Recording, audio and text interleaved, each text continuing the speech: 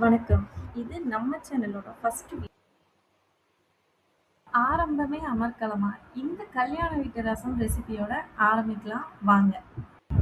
4 தக்காளிய நல்லா கொதிக்கிற தண்ணியில வேக வச்சு எடுத்துக்கோங்க. ஒரு கடாயில 1 டேபிள் ஸ்பூன் ஆயில், 1/2 டீஸ்பூன் கடுகு, பொரிஞ்சதும் இடிச்ச 10 பல் பூண்டு. அடுத்து ரொம்ப முக்கியம் ரசம் பொடி. இதுதாங்க நம்ம ரசத்தோட மெயின் ஹீரோவே. ரொம்ப முக்கியம். ரசப்பொடி போட்ட பிறகு கரியாம பார்த்துக்கோங்க. இப்போ வேக வச்ச தக்காளிய கையில மசிச்சு விட்டுக்கோங்க.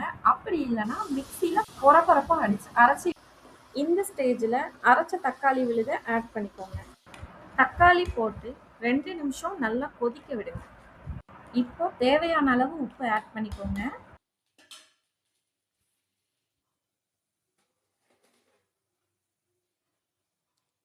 இந்த ஸ்டேஜில் பெரிய நெல்லிக்காய் சைஸில் ஊற வச்ச புளி தண்ணி சேர்த்துக்கலாம். தேவையான அளவு தண்ணி கலந்துக்கோங்க. மல்லித்தலை, கருவேப்பிலை தலை தேவையான அளவு சேர்த்துக்கலாம். பெருங்காயத்தூள் தாளிக்கும் போது 1/4 டீஸ்பூன் போட்டிருக்கிறேன். வீடியோவில் நான் சொல்ல மறந்துட்டேன். இப்போ 1/4 டீஸ்பூன் போட்டுக்கலாம். அப்போ தான் பெரியவங்களுக்கு வந்து டைஜஸ்ட் ஈஸியாக ஆகும். இதே மாதிரி நீங்களும் உங்கள் வீட்டில் செஞ்சு பாருங்க. வீடே மணக்கிற கல்யாண வீட்டு ரசம் வேண்டாம்னு சொல்லாமல் சாப்பிடுவாங்க. ஹெல்த்தியாக சாப்பிடுங்க, ஹாப்பியாக இருங்க. Thank you my YouTube families. Bye. Next video பார்க்கலாம்.